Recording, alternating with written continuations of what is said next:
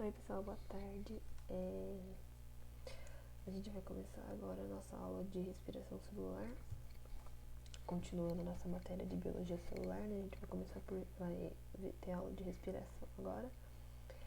E eu resolvi dar essa aula pra vocês porque eu já tava meio programada pra dar essa aula, mas também porque provavelmente vocês vão ver um pouco desse assunto amanhã com o Matheus, então unir o útil ao agradável, né? Então foi melhor assim, eu introduzir isso pra vocês, explicar direitinho pra vocês entenderem o assunto e não chegarem na aula assim, tipo, meu Deus, o que é isso? Na aula de amanhã, né? Então meio que deu certo e eu vou tentar explicar pra vocês do melhor modo possível, tanto que eu fiz esse slide e eu não escrevi muito, sabe? Eu anotei mais assim pra eu falar do que escrever no slide, porque esse assunto você tem que explicar direitinho, você tem que falar as etapas e se eu fosse escrever ia ficar o slide todo tomado e eu ia simplesmente ler, então eu queria explicar de um jeito que ficasse fácil pra vocês entenderem. Eu espero que vocês entendam e que fique realmente claro esse assunto. Apesar de ele ser um pouco complicado, vocês vão entender bem o assunto, eu espero. E aí a gente vai começar agora. Então, basicamente, a gente vai falar sobre o que é a respiração, né? Vai falar sobre o ATP, que é a moeda energética da célula, que a gente chama de uma moeda de troca, né? E vai falar das etapas da respiração, que é a glicólise, o ciclo de Krebs e a cadeia respiratória. Acho que alguns autores ou lugar que você for ler no, no Google ou em qualquer livro, às vezes pode ser que a cadeia respiratória esteja como fosforilação oxidativa, mas é a mesma coisa, você não precisa... Meu Deus, ela não explicou isso, não é? São são nomes diferentes para a mesma coisa. Cada autor nomeia do jeito que ele prefere. Na biologia tem muito isso, tipo, coisas que são similares, idênticas, mas cada autor fala de um jeito e aí você acaba confundindo, mas é a mesma coisa. Então a gente vai falar sobre o que é a respiração celular. É importante a gente ter em mente que a respiração celular ela é diferente da respiração pulmonar. Quando a gente fala de respiração pulmonar, respiração mecânica, né? A gente tá falando daquele inspira, expira, né? E a respiração celular ela é totalmente diferente. Ela é um processo que a gente chama de processo aeróbio, né? Que é um processo que depende de oxigênio. Toda vez que vocês virem aeróbio é porque ele precisa de oxigênio. E por que ele precisa do oxigênio? Porque o oxigênio ele vai ser, lá na cadeia respiratória, ele vai ter uma utilidade muito importante que a gente chama de aceptor final de elétrons. Vocês já vão entender, não precisa surtar com o nome que vocês já vão entender. Então, é por isso que a gente precisa, dentro de todo esse processo de respiração celular, ele é sim aeróbio porque ele depende do O2. A respiração celular ela produz mais energia do que a fermentação, tá? Então, vocês vão ver ao longo das etapas que no começo assim parece que não vai produzir nada, mas quando chega no final produz muita energia. E essa energia que a gente está falando que vai ser produzida, ela está armazenada entre as ligações do fosfato, que é essa parte esquerda dessa imagem que eu coloquei para vocês. Tem OP, OP, OP, essa parte é a parte do fosfato. Então a energia ela está armazenada nessas linhas assim que está ligando os fosfatos entre si, e aí eles vão ser quebrados, liberando energia. Quando eles são quebrados, a gente forma o ADP, que é a adenosina difosfato. O ADP nada mais é do que o ATP sem energia. O ATP tem energia e o ADP não tem energia. Quando a gente quebra, a gente tem essa liberação do ADP, desculpa, que é a forma não energizada, né, do ATP. E essa energia, né, produzida pela respiração celular, ela é simplesmente proveniente de quebras. Então vocês vão ver que ao longo das etapas são várias quebras e quebras e quebras e quebras que vão dar origem a essa energia. E a gente vai falar um pouquinho mais sobre o ATP, que é sigla para adenosina trifosfato. É importante vocês lembrarem esse nome, né, porque é um nome muito importante. E ele é um nucleotídeo. Aqui nessa imagem que eu coloquei para vocês, deixa eu explicar direitinho para vocês entenderem. Essa primeira parte esquerda aqui é o fosfato, é a parte do fosfato do ATP. Essa parte do meio tem OH, é a ribose, é o açúcar, né? E lá na pontinha são os nucleotídeos. Então ela é simplesmente fosfato, açúcar e nucleotídeo, que é o que forma o ATP. Ele é responsável pelo armazenamento de energia, né, nas ligações químicas, e ele funciona como uma moeda de troca dentro da célula. Então, para basicamente qualquer processo que você for gastar energia, você vai usar ATP, porque é para isso que ele é feito dentro da respiração celular, para ser usado dentro da célula para processo. Como eu tinha explicado para vocês na aula passada de membrana, né, eu expliquei transporte ativo e passivo. Transporte ativo a gente tem gasto de ATP, e esse ATP é proveniente da respiração. Então, muitos processos que a gente tem dentro do nosso corpo, a gente vai estar utilizando essa energia. E aí, vou explicar para vocês por quê. A respiração celular ela é dividida em 3 etapas, que é o que eu falei lá no comecinho. A glicólise, que é nada mais é do que eu falei pra vocês na aula passada que lise era quebra, né? Na biologia, tudo que você vê com lise está relacionado à quebra. Então, glicólise é a quebra da glicose, né? Do açúcar, que a gente consome carboidrato, aí tem a digestão, o açúcar vai entrar na corrente sanguínea, depois ele vai entrar na célula para começar esse processo de respiração. Então, essa primeira etapa que a gente fala do processo,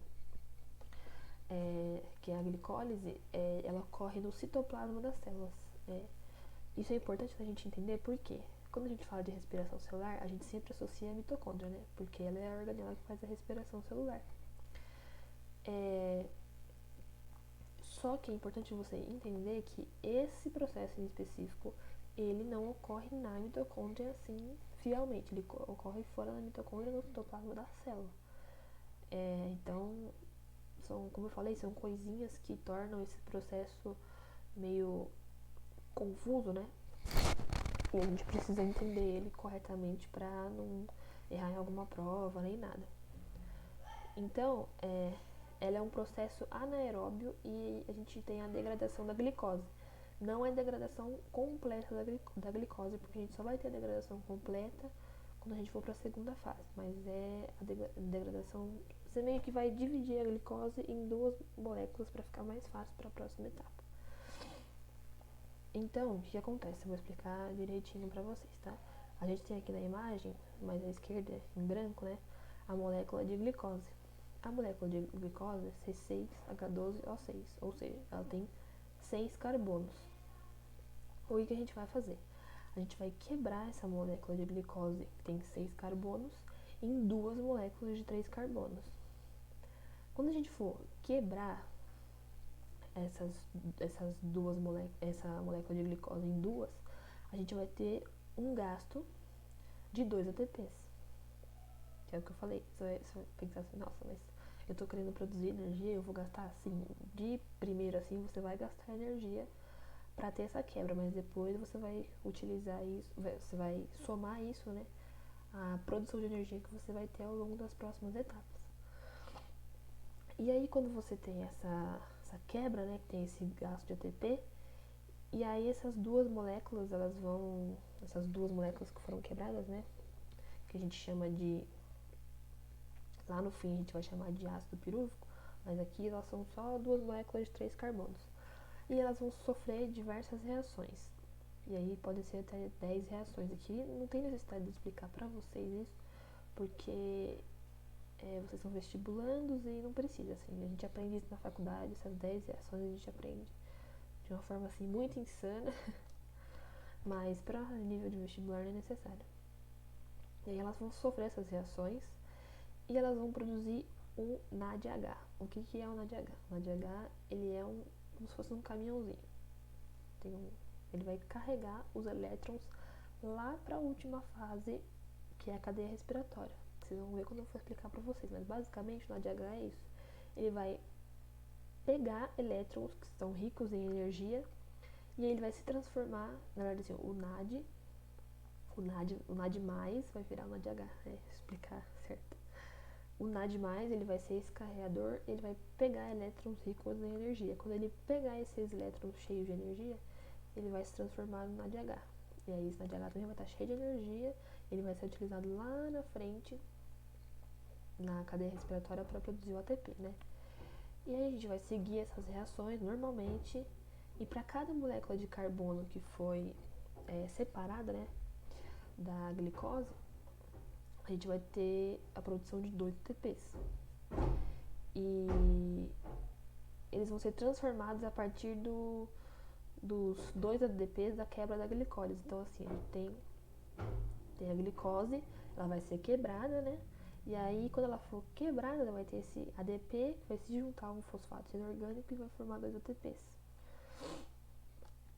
E aí, no final dessa quebra toda da glicose, a gente vai ter a formação de 2 piruvatos, que a gente chama de piruvato ou ácido pirúvico, é a mesma coisa. E eles são essas 2 moléculas de ácido pirúvico que vão seguir para dentro da mitocôndria para fazer o ciclo de Krebs. Então, elas que vão entrar dentro da mitocôndria para poder entrar dentro do ciclo de Krebs, que é a próxima fase. Então, na glicólise, a gente sabe que a gente tem um saldo de 2 ATPs. Por que 2 ATPs? Você vai pensar, nossa, mas você falou que para cada molécula de carbono eram 2, então não deve ser 4. Só que lá no início a gente gastou 2 para quebrar. Então, se a gente gastou 2 e produziu 4, a gente vai ter um saldo de 2 ATPs, né? Saldo positivo. 2 NADH, né? Porque são 2 moléculas. E 2 piruvatos. A gente vai ter o saldo de 2 piruvatos. Lembre-se do NADH, porque ele vai ser muito importante lá no fim, para a gente poder produzir essa energia a partir deles. Uma coisa importante de dizer é que, assim, eu falei para vocês que a respiração celular em si, ela depende do oxigênio, porque ele é o carregador final de elétrons, né? O aceptor final de elétrons. Só que a glicólise, essa etapa aqui de glicólise, importante vocês prestarem atenção nisso para não confundir, ela pode acontecer mesmo sem oxigênio, tanto que as leveduras que fazem a fermentação, elas fazem essa etapa de glicólise, entendeu? Então é bom vocês não confundirem. Todo o processo de respiração, ele é sim dependente de oxigênio, mas a glicólise, ela não precisa ser, ela não obrigatoriamente precisa de oxigênio para acontecer. Opa. E aí depois disso, depois que a gente teve essa quebra parcial da glicose, na glicólise, né? A gente vai ter o ciclo de Krebs. Não se assustem com essa foto, só coloquei a foto para ilustrar, para vocês entenderem. Isso aqui a gente aprende na faculdade, a gente tem que aprender tudo. Mas assim, nível de ensino médio eu só coloquei assim, de ensino médio, vestibular, né? Eu só coloquei para vocês entenderem e para eu ilustrar, né, como funciona o ciclo. A gente chama de ciclo porque ele não para, ele não pode parar. Então a gente, como eu falei que na biologia, alguns autores chamam de um nome, outros chamam de outro, né? Chama ciclo de Krebs porque foi um alemão que tinha o sobrenome de Krebs que descobriu, né? Então a gente chama desse nome, mas também pode chamar de ciclo do ácido cítrico ou ciclo do ácido tricarboxílico. Essa é a segunda fase, e o ciclo de Krebs, ele ocorre na matriz mitocondrial. E aí a matriz mitocondrial, o que acontece? A gente tem a mitocôndria e ela tem aquelas ondulações, né? Então você tem a membrana, as ondulações, e entre este meio assim, na matriz, na mitocôndria mesmo, a gente tem o ciclo de Krebs acontecendo, né? Então, o que acontece? É aqui que a gente vai ter a extração completa da energia da glicose, né? Vai ter a oxidação completa da glicose. Só que antes do ciclo de Krebs, quem vai entrar no ciclo não é exatamente o piruvato. O que acontece? A gente precisa ter uma fase antes do ciclo, ela está depois da glicólise e antes do ciclo, que a gente chama de oxidação do piruvato. O que acontece? Lembra que assim, são duas moléculas de ácido pirúvico. Então, as duas vão sofrer essa oxidação, cada uma, né, na sua vez, mas as duas vão sofrer. Então, assim, a molécula de piruvato está aqui, ela tem 3 carbonos. O que vai acontecer? Ela perde um carbono e aí esse carbono vai sair na forma de CO2, entendeu? Quando ele sai na forma de CO2, a gente expele ele por meio da respiração, né? Eu falei que são processos diferentes, mas o CO2 que a gente joga pra fora, ele também pode vir dessa respiração, sem problema nenhum. E aí, quando a gente tem essa perda de carbono e aí um sai na forma de CO2, a gente fica com 2 carbonos na molécula de piruvato. E aí, uma enzima, que a gente chama de coenzima, né? Ela vai se juntar a esses 2 carbonos, que é a coenzima A. A gente chama ela de coenzima A. Então, a gente tem 3 carbonos, um vai ser perdido, né? Que vai sair na forma de CO2. E aí, esses dois vão se juntar a uma coenzima, que a gente chama de coenzima A. E aí, a gente vai ter a formação do coenzima A. Então, o que acontece? Quando a gente quebra esse piruvato, são 3, em 2, essa molécula aqui virá acetil. A gente tinha piruvato, quebrou, virou 2, virou acetil. Ele vai se juntar com a coenzima A e a gente vai ter acetil coenzima A. Nesse processo de junção, né, a gente tem mais um NAD+, que vai vir roubar energia e formar NADH. Então a gente sempre tem, nesses processos, a gente sempre tem o NADH vindo ali, pegando energia, para que lá no final ele possa usar toda essa energia. Então, quem realmente vai entrar no ciclo de Krebs é a acetil coenzima A, tá? Ou acetil-CoA. Eu chamo de acetil-CoA porque é mais fácil. Mas quem vai realmente entrar é ela, que é o produto da oxidação daquele piruvato que a gente teve na glicólise. Então, o saldo dessa oxidação, porque aqui a gente também tem, né, liberação, não sei o que, não sei o que. Então, o saldo da oxidação é o quê?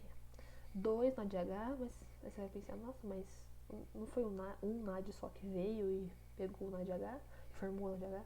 Só que lembra que eu falei, lá a gente quebrou a molécula de glicose em duas para formar ácido pirúvico. Então, essas duas vão sofrer esse processo, né? Essas duas moléculas de piruvato vão sofrer esse processo de transformação. Então, para cada uma a gente tem um NADH, então o saldo final são 2 NADH.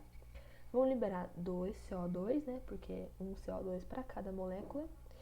E a gente vai produzir 2 acetilcolinas, porque são uma acetilcolina para cada molécula. Tudo sempre vai ser duplicado, porque são 2 moléculas de ácido pirúvico, né? E aí vem realmente, né, o ciclo de Krebs em si. Uma coisa que é importante explicar é que assim, vocês não precisam decorar assim, nossa, decorar isso, decorar citrato, isocitrato, alfa-ceto, glutarato, não precisa decorar isso não tem necessidade nenhuma para nível de vestibular, nenhuma. Vocês só precisam saber o que ocorre, que é o que eu vou explicar para vocês agora. Então, o que acontece? O acetilcoenzima A, ele vai se ligar no início do ciclo. Vocês estão vendo aqui na esquerda tem aqui, ó, oxaloacetato. Tá em inglês, mas é isso, oxaloacetato. O acetil ele vai se ligar com esse oxaloacetato. O que acontece? Quando ele se ligar com o oxaloacetato, tem 4 carbonos e a acetil tem 2, eles vão formar uma molécula de 6, que é o citrato.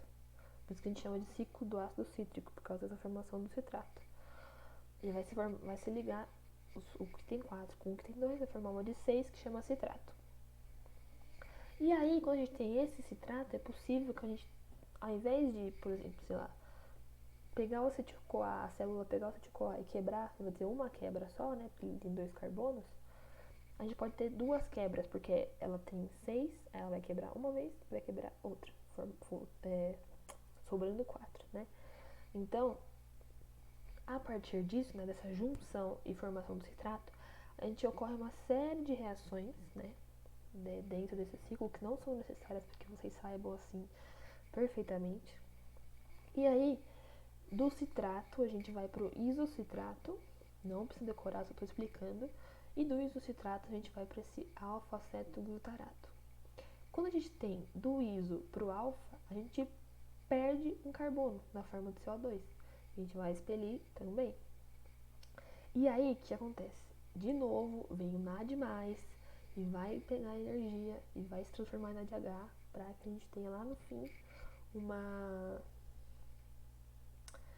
um carregador de energia chegando, de elétrons, desculpa, para dar energia para a célula. Então aqui a gente tem mais NADH. Tudo bem.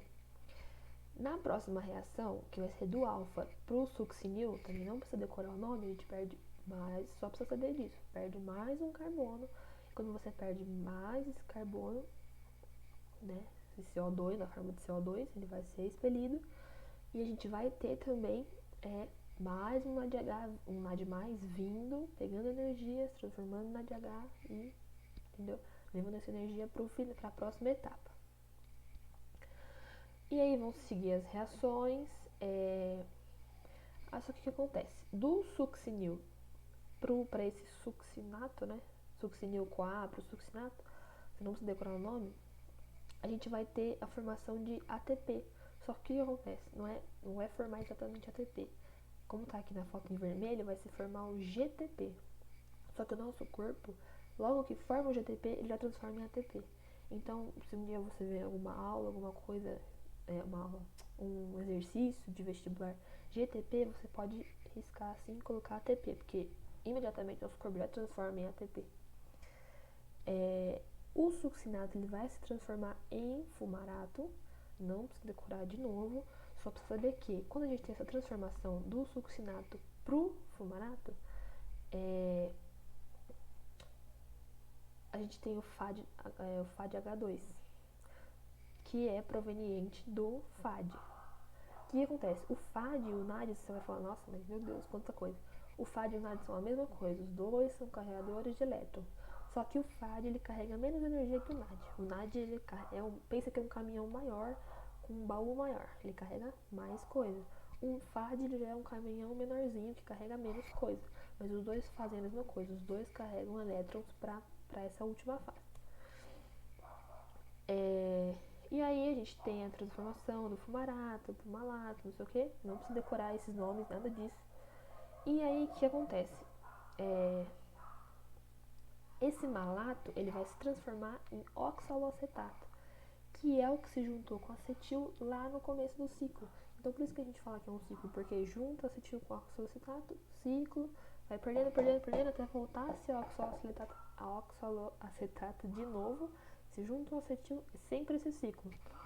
Então quando esse malato se transforma em oxaloacetato, a gente tem de novo o NAD+ vindo, se transformando em NADH+, pegando energia, e aí a gente volta para o início do ciclo, que é o oxaloacetato com 4 carbonos, se juntando a mais uma acetilcolina e o ciclo começa tudo de novo. Então a gente tem assim, né, até esqueci de explicar, mas do isocitrato para o alfa, a gente tem essa perca de oxigênio, de CO2, né? Por isso que a gente vai de C6 para C5. É isso que você tem que decorar. Citrato são 6 carbonos, depois o iso são 6, 5, 4. Você só tem que saber disso, a quantidade de carbonos que cada um tem. E com isso, a gente fica com um saldo, né? No ciclo de Krebs de 6 NADH. Por quê? Porque a gente tem 3 NADH que vão ter de saldo, né? Só que são 2 moléculas de acetil. Então são 3 NADH vezes 2, 6 NADH. 2 FADH, porque a gente tem um FADH para cada molécula de acetil. Como são duas, 1 vezes 2, 2. 2 ATPs, porque vai ter um ATP, né? Vai formar um ATP. Como são duas moléculas, 2 ATPs. e a gente vai ter a liberação de 4 CO2, porque são 2 CO2 para cada molécula de acetil. E quando a gente for somar esse saldo ao da oxidação do piruvato, a gente vai ter o quê? 8 NADH, né? Porque a gente, lá na oxidação, o saldo foram 2, agora a gente tem 6, né? Agora são 8. 2 FADH, 2 ATP e 6 CO2, porque lá na oxidação a gente liberou 2 CO2. Então agora 2 com 4 são 6, certo? E aí, porém, a gente ainda tem na glicólise um saldo que foram produzidos 2 NADH e 2 ATP. Então, no fim de tudo do ciclo de Krebs, a gente vai ter o quê? 10 NADH, 4 ATP, né? Porque vamos somar 2 lá da glicólise, 2 FADH e 6 CO2. Esse é o saldo. 10 NADH, 2 FADH2, 4 ATP e 6 CO2. E aí aqui a gente tem a completa oxidação da glicólise. A glicólise foi completamente oxidada. E a gente tem aqui no final, que é a última etapa, que é a cadeia respiratória, né? E a cadeia, ela é um processo que a energia ela é obtida por meio da degradação das moléculas provenientes dos alimentos, assim como todos os outros processos. E aí eu coloquei aqui para vocês entenderem esse desenho. Ele está em inglês, mas eu vou explicar para vocês. E esse processo ele ocorre na crista da mitocôndria, que é aquela ondinha que a mitocôndria tem. Esse processo ocorre bem ali nessas ondinhas, nessas cristas da mitocôndria. E aí é importante explicar. Cada NADH, que foi o que a gente pegou, foi pegando da glicólise, foi pegando do ciclo, ele produz 3 ATPs. E cada FADH2 produz 2 ATPs. É bom você gravar isso para entender o processo. O que acontece? Lembra que eu falei lá que a gente precisa do O2 para a respiração, porque ele é um aceptor final de elétrons. A gente tem aqui no desenho, né, nessa terceira proteína, embaixo a gente tem ali ó, O2. Então qual que é o papel dele? O papel dele é puxar os elétrons para ele, e ele vai atrair esses elétrons por meio desse complexo de proteínas que está na membrana da mitocôndria, né? Então o que acontece? O NAD já estava indo lá de trás, carregando um monte de energia, carregando. E ele vai chegar a esse complexo de proteína, vai passar pela primeira proteína, o NADH, pela primeira proteína, e aí ele vai liberar o elétron rico em energia, que vai passando pelas proteínas até chegar no O2. Enquanto ele vai passando pelas proteínas, a gente tem prótons H+, sendo bombeados para o espaço intermembrana. Só que esses H+, eles querem voltar para dentro. Então, ele vai passando, o NADH vai passando por essas 3 proteínas. Só que esses H+, eles querem voltar para dentro. E para eles voltarem, eles vão precisar usar uma proteína, que é essa proteína redonda que parece uma abóbora, que a gente chama de ATP sintase. O que acontece? Esse H+, ele vai estar no espaço intermembrana. Quando ele for voltar para dentro, ele vai entrar pela proteína, essa proteína vai fazer que nem uma chave, ela vai girar, e aí ela vai produzir ATP. E aí o FAD, por ele carregar menos energia, ao invés dele chegar na primeira proteína, ele vai chegar na segunda proteína. Ele vai da segunda para a terceira, e da terceira ele vai para a bomba, né? E por isso que ao longo do caminho ele vai produzir só 2 ATPs, né? E aí os elétrons que são atraídos pelo O2 no final, eles vão se juntar a ele, porque ele vai puxando, né? Que ele é um aceptor, e vão formar H2O, que é água, basicamente é água. Então, o saldo da cadeia respiratória que a gente tem se a gente tem 10 NADH, né? Que foram trazidos, e cada um produz 3 ATPs, a gente tem 30 ATPs. 2 FADH, cada um produz 2 ATPs, a gente tem 4 ATPs, né? Então, com tudo isso, a gente tem 34 ATPs dentro da cadeia respiratória.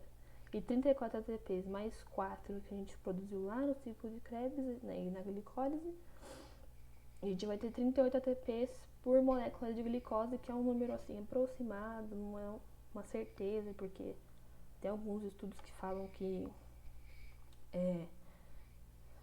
quando a glicose entra na célula, gasta energia, então eles não sabem ainda se é 38, se é 36, pode ser que seja 30, 33, às vezes não é um número certo, mas para nível de ensino médio e vestibular, esse é o número base que a gente usa, 38. Então, basicamente, essa é a aula que eu queria dar para vocês sobre a respiração. Eu espero que tenha ficado claro, que tenha ficado fácil. E é isso.